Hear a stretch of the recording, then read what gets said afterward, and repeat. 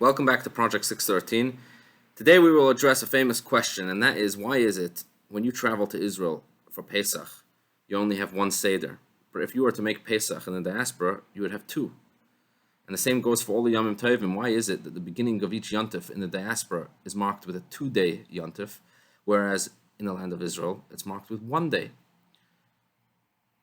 Doesn't the Torah specifically tell us the date of Yomtov? For example, with Pesach, it says that the Yomtov is on the 15th of the month of Nisan. So I understand why in Israel it's observed on the 15th, but why in the diaspora is it observed on the 15th and the 16th of Nisan?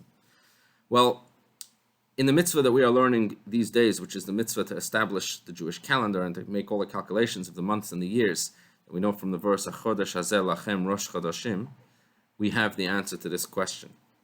And that is, as we learned, in the time of the Holy Temple, the Jewish months were established each and every month based on eyewitness testimony. That means that eyewitnesses had to come to Beis Din and testify that they saw the new moon, and only then would Beis Din proclaim the day to be Rosh Chodesh.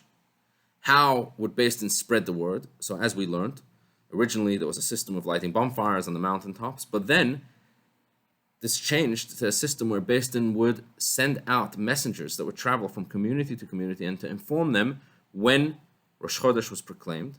And the reason for this was very important, because once we know when Rosh Chodesh is, then we would know when to observe the holidays. For example, if we need to know when the 15th of the month of Nisan is to observe Pesach, as soon as we hear which day Rosh Chodesh was proclaimed, then we count 15 days and we know when to observe Pesach and when to make our Pesach Seder.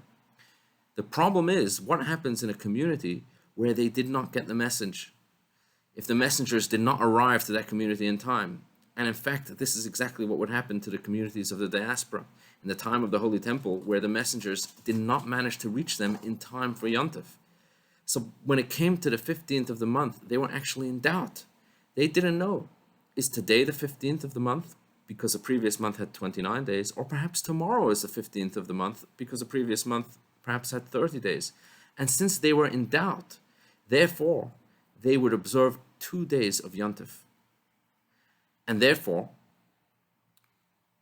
until today, the communities of the diaspora follow the custom of observing 2 days of Yomtov because they are in locations where the messengers of Beis Din would not have arrived. And the tradition in those places was always to celebrate 2 days, whereas the communities in the land of Israel, who are in locations where the messengers of Beis Din would arrive within ample time for them to know the correct date, they only observe 1 day.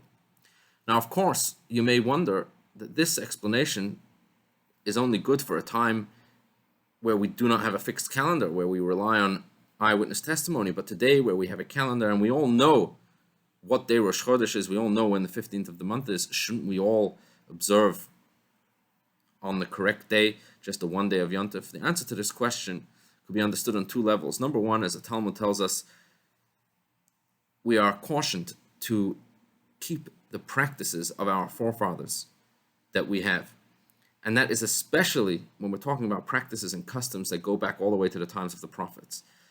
For as Rabbi Hai Gaon of the 10th century explains, that when the prophets enacted customs, they had all sorts of reasons, perhaps other reasons, in addition to the ones that we know of, for why they enacted these specific customs. And therefore, we can rest assured that if the prophets enacted that in the diaspora we should keep 2 days, there may be many reasons for why this is the case.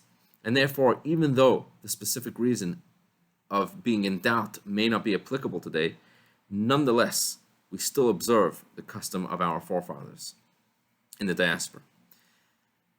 From a mystical perspective, there is another explanation, and that is that in the land of Israel, we are taught there is a much greater concentration of Hashem's divine spiritual energy. And the people and the land of Israel is much more ready to accept that spiritual divine revelation. And therefore, when it comes to a Yomtov in Israel, because they are on a higher spiritual level, they can absorb the great spiritual energy of a Yomtov all in 1 day.